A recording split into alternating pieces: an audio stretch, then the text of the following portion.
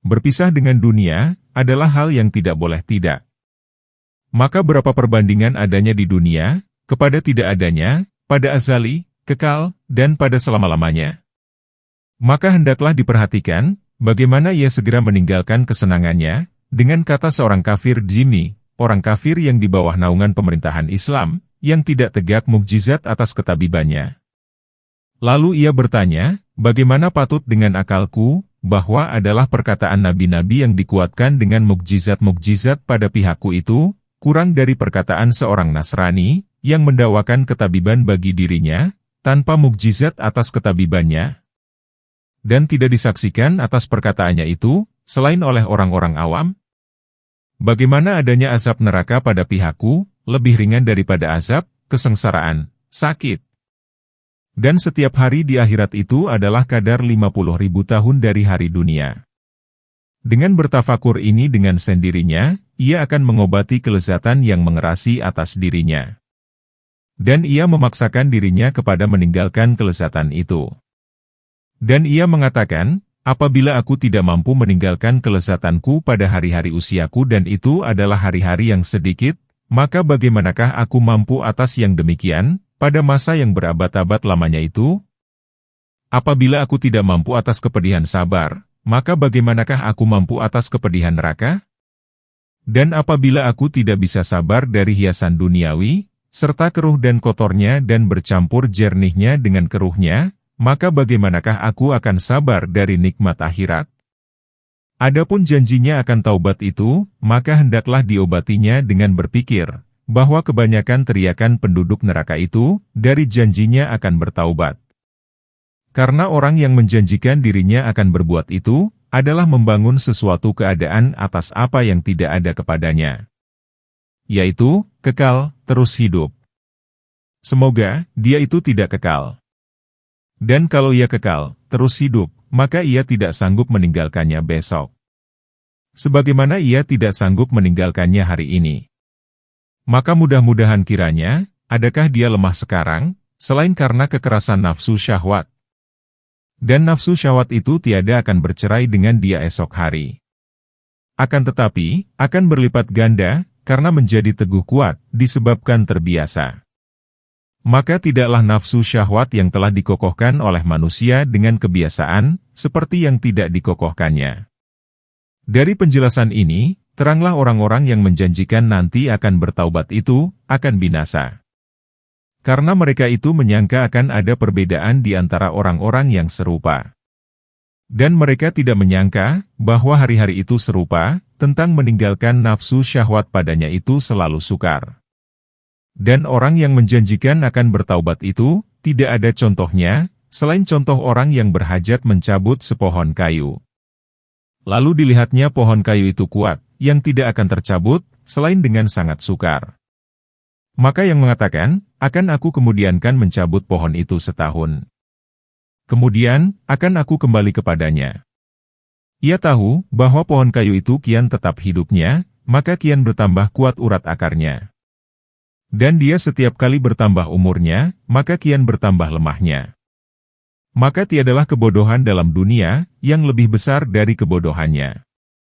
Karena ia lemah serta kuatnya, daripada melawan yang lemah itu. Maka lalu ia menunggu akan kemenangan atasnya, apabila ia telah lemah pada dirinya dan yang lemah itu telah kuat. Adapun arti keempat, yaitu, menunggu kemaafan Allah Ta'ala. Maka pengobatannya, ialah apa yang telah dahulu diterangkan. Yaitu, seperti orang yang membelanjakan semua hartanya dan meninggalkan dirinya serta keluarganya dalam kemiskinan. Ia menunggu dari kurnia Allah Ta'ala, bahwa ia akan diberi rezeki memperoleh gudang dalam bumi yang runtuh. Maka kemungkinan kemaafan dari dosa, seperti kemungkinan ini, adalah seperti orang yang menduga akan terjadi perampokan dari orang-orang zalim dalam negerinya. Dan ia meninggalkan semua simpanan hartanya dalam lemari rumahnya. Padahal ia sanggup menanamkannya dan menyembunyikannya. Tetapi tidak diperbuatnya. Dan ia mengatakan, aku menunggu daripada kurnia Allah Ta'ala, bahwa Allah akan mengeraskan kelalaian atau siksaan atas orang zalim perampok itu.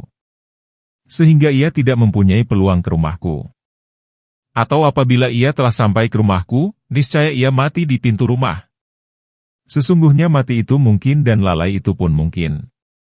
Dan telah diceritakan dalam hikayat-hikayat masa yang lampau, bahwa yang seperti itu telah pernah terjadi. Maka aku menunggu dari kurnia Allah Ta'ala yang seperti itu. Maka orang yang menunggu seperti ini, adalah orang yang menunggu hal yang mungkin terjadi. Akan tetapi, orang itu adalah sangat dungu dan bodoh. Karena hal itu kadang-kadang tidak mungkin dan tidak akan ada. Adapun kelima, yaitu ragu. Maka ini adalah kufur. Dan obatnya, ialah sebab-sebab yang memperkenalkan kepadanya akan kebenaran rasul-rasul. Dan yang demikian itu panjang keterangannya. Akan tetapi, mungkin diobati dengan ilmu yang dekat, yang layak dengan ketajaman akalnya. Lalu dikatakan kepadanya, apa yang telah dikatakan oleh nabi-nabi yang dikuatkan dengan mukjizat-mukjizat, adakah kebenarannya itu hal yang mungkin? Atau engkau mengatakan, aku tahu bahwa itu mustahil, sebagaimana aku tahu mustahilnya ada orang seorang pada dua tempat pada satu ketika. Kalau ia mengatakan, aku tahu kemustahilannya seperti yang demikian, maka dia itu adalah orang yang luar biasa, yang lemah pikiran. Dan seakan-akan tak ada orang yang seperti ini dalam golongan orang-orang yang berakal. Kalau ia mengatakan, bahwa aku ragu pada yang demikian, lalu dikatakan kepadanya, kalau diberitahukan kepadamu oleh seorang yang tidak dikenal, ketika engkau meninggalkan makanan engkau di rumah sekejap waktu, bahwa makanan itu telah dijilat oleh ular dan ular itu telah mencampakkan racunnya dalam makanan tersebut. Dan engkau memandang bahwa orang itu boleh saja benar. Maka adakah engkau akan memakan makanan tadi atau akan engkau tinggalkan, walaupun makanan itu paling enak? Maka ia akan menjawab, sudah pasti aku akan meninggalkannya. Karena aku mengatakan, kalau ia dusta maka aku tidak rugi, kecuali makanan tersebut. Dan bersabar dari makanan itu, walaupun berat, maka itu soal dekat. Dan kalau orang itu benar, maka hilanglah bagiku hidup. Dan mati dibandingkan kepada kepedihan sabar dari makanan dan hilangnya makanan itu, adalah lebih berat. Maka dikatakan kepada orang tersebut, wahai Subhanallah, bagaimana engkau mengemudiankan kebenaran nabi-nabi semua, serta apa yang tampak bagimu dari mukjizat-mukjizatnya, kebenaran keseluruhan para wali, ulama dan ahli-ahli hikmah. Bahkan semua jenis orang-orang yang berakal. Aku tidak maksudkan dengan mereka orang-orang awam yang bodoh. Akan tetapi, yang mempunyai akal pikiran, dari membenarkan seorang laki-laki yang tidak dikenal. Mudah-mudahan ia mempunyai maksud tentang apa yang dikatakannya. Maka tidaklah termasuk dalam golongan orang-orang yang berakal, kecuali orang yang membenarkan dengan hari akhirat dan mengaku adanya pahala dan siksa, walaupun mereka berbeda tentang caranya. Kalau mereka benar, maka engkau telah mendekati pada azab yang akan kekal untuk selama-lamanya. Dan kalau mereka dusta, maka tidak ada yang hilang bagi engkau, selain sebagian nafsu syahwat dunia yang fana, yang keruh ini. Maka tidaklah tinggal lagi baginya tawakuf, dibiarkan begitu saja dulu, kalau ia berakal serta pikiran ini. Karena tiada bandingan bagi masa umur kepada masa yang selama-lamanya itu. Bahkan, kalau kita umpamakan, bahwa dunia ini penuh dengan atom dan kita umpamakan seekor burung yang mengambil dengan paruhnya pada tiap-tiap 1.000.000 tahun, sebiji dari atom itu, niscaya habislah atom tadi. Dan tiada berkurang sedikit pun dari masa yang selama-lamanya itu. Maka bagaimanakah akan lemah pendapat orang yang berakal tentang sabar dari nafsu syahwat, 100 tahun umpamanya. Karena kebahagiaan yang selama-lamanya itu? Dan karena itulah, Abdullah Ahmad bin Sulaiman At-Tanuhi Al-Murri berpantun. Kata ahli bintang dan tabib, engkau tidak dapat membangkitkan orang mati. Lalu aku katakan kepada kamu berdua, kalau benar katamu itu, maka aku tidak rugi. Atau benarlah kataku, maka yang rugi adalah kamu berdua. Karena itulah, Ali berkata kepada sebagian orang yang pendek akal pikirannya daripada memahami benar-benar hakikat, makna keadaan.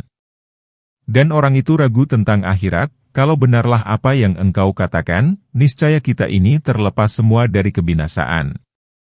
Dan kalau tidak benar, maka sesungguhnya aku terlepas dan engkau binasa. Artinya, orang yang berakal itu menempuh jalan aman pada semua hal keadaan. Kalau engkau mengatakan bahwa semua keadaan ini sudah jelas, akan tetapi tidak akan tercapai selain dengan berpikir, maka betapakah keadaan hati yang meninggalkan berpikir padanya dan yang memberatkannya? Dan apakah pengobatan hati untuk mengembalikannya kepada berpikir? Lebih-lebih orang yang beriman dengan pokok agama dan penguraiannya. Maka ketahuilah kiranya, bahwa yang mencegah dari berpikir itu dua hal. Pertama, bahwa berpikir yang bermanfaat, ialah berpikir tentang siksaan akhirat, huru-haranya, kesukaran-kesukarannya dan penyesalan-penyesalan yang mengerjakan perbuatan maksiat, tentang tidak memperoleh kenikmatan yang kekal. Ini adalah pikiran yang menyengatkan, yang memedihkan hati. Lalu hati lari daripadanya. Dan ia merasa enak dengan berpikir tentang urusan duniawi, di atas jalan bersenang-senang dan beristirahat, tidak bekerja apa-apa. Kedua, bahwa berpikir itu menyibukkan pada waktu sekarang, mencegah dari kelezatan duniawi dan memenuhi nafsu syahwat. Dan tidak ada manusia, melainkan mempunyai nafsu syahwat dalam setiap hal keadaannya dan setiap nafas yang dihembuskannya, yang menguasainya dan yang memperbudakkannya. Lalu akal pikirannya itu diperuntukkan bagi nafsu syahwatnya. Maka dia itu sibuk dengan mengatur daya upayanya. Dan kesenangannya itu adalah pada mencari daya upayanya atau pada kelangsungan terpenuhi nafsu syahwatnya. Dan berpikir itu mencegahnya dari yang demikian. Adapun pengobatan dua hal pencegah tersebut, maka yaitu, bahwa ia mengatakan kepada hatinya, alangkah sangat bodohnya engkau pada menjaga daripada berpikir tentang mati dan apa yang sesudah mati. Karena merasa pedih dengan mengingatinya, serta memandang enteng kepedihan akan kejadiannya. Maka bagaimana engkau bersabar atas penderitaan-penderitaan daripadanya, apabila telah terjadi? Dan engkau lemah daripada bersabar atas takdirnya mati dan apa yang sesudah mati. Dan merasa kepedihan dengan mati itu. Adapun yang kedua, yaitu, adanya pikiran yang melenyapkan kelezatan duniawi. Yaitu, bahwa ia meyakini hilangnya kelezatan akhirat itu lebih berat dan lebih besar akibatnya. Karena akhirat itu tiada berkesudahan lagi. Dan tak ada kekeruhan padanya. Dan kelezatan duniawi itu cepat hapusnya. Dan bercampur dengan kekeruhan-kekeruhan. Tak ada padanya kelezatan yang bersih dari kekeruhan. Bagaimanakah tentang taubat dari perbuatan-perbuatan maksiat dan menghadapkan diri kepada perbuatan taat, yang melezatkan dengan munajah dengan Allah Ta'ala? Dan merasa tenteram dengan ilmu mengenal Allah Ta'ala dan taat kepadanya dan lamanya kejinakan hati dengan Dia? Jikalau tidaklah ada bagi orang yang taat itu balasan atas amalnya, selain apa yang diperolehnya dari kemanisan taat dan jiwa kejinakan hati dengan munajah dengan Allah Ta'ala, niscaya adalah yang demikian itu memadai. Maka bagaimana lagi dengan tambahan kepadanya, daripada kenikmatan akhirat? Benar, kelezatan ini tidak ada pada permulaan taubat. Akan tetapi sesudah bersabar atas taubat itu pada masa yang panjang. Dan kebajikan itu telah menjadi tabiat dan kebiasaannya, sebagaimana kejahatan itu telah menjadi tabiat dan kebiasaannya. Maka diri itu menerima apa yang telah dibiasakannya, menjadi kebiasaan. Kebajikan itu adalah kebiasaan dan kejahatan itu adalah ketekunan. Jadi, pikiran-pikiran ini adalah yang menggerakkan takut, di mana takut itu yang menggerakkan kuatnya sabar daripada kelezatan-kelezatan hidup. Dan yang menggerakkan pikiran-pikiran tersebut, ialah pengajaran juru-juru nasihat dan peringatan-peringatan yang jatuh dalam hati, dengan sebab-sebab yang bersesuaian, yang tiada terhingga jumlahnya. Lalu jadilah pikiran itu bersesuaian dengan tabiat, karakter. Maka hati pun cenderung kepadanya. Dan sebab yang menjadikan kesesuaian antara tabiat dan pikiran, yang menjadi sebab bagi kebajikan itu, dinamakan taufik. Karena taufik itu, ialah penyusunan antara kemauan dan maksudnya, yang tak lain, ialah taat yang bermanfaat di akhirat. Diriwayatkan pada suatu hadis yang panjang, bahwa Ammar bin Yasir bangun berdiri, lalu bertanya kepada Ali bin Abi Thalib, "Hai Amirul Mukminin, terangkanlah pada kami tentang kufur." Di atas apa kufur itu dibangun? Ali lalu menjawab, kufur itu dibangun di atas 4 tonggak, atas kekasaran, buta, lengah dan ragu. Siapa yang kasar tabiatnya, niscaya ia melecehkan kebenaran, keras suaranya dengan salahan, dan mencaci ulama. Siapa yang buta, niscaya lupa pada zikir, mengingati Allah Ta'ala. Siapa yang lalai, niscaya mereng dari petunjuk. Dan siapa yang ragu, niscaya ia ditipu oleh angan-angan. Lalu ia diambil oleh kesedihan dan penyesalan. Dan tampaklah baginya daripada Allah Ta'ala, apa yang tidak disangkanya sama sekali. Maka apa yang kami sebutkan itu, adalah penjelasan bagi sebagian bahaya kelengahan, daripada bertafakur. Dan sekedar mengenai taubat itu, sudah mencukupi. Apabila sabar itu adalah salah satu sendi berkekalannya taubat, maka tidak boleh tidak, daripada penjelasan, sabar, maka akan kami bentangkan tentang sabar itu pada kitab sendiri insya Allah Ta'ala. Semoga bermanfaat. Jakarta 23 Juni 2023.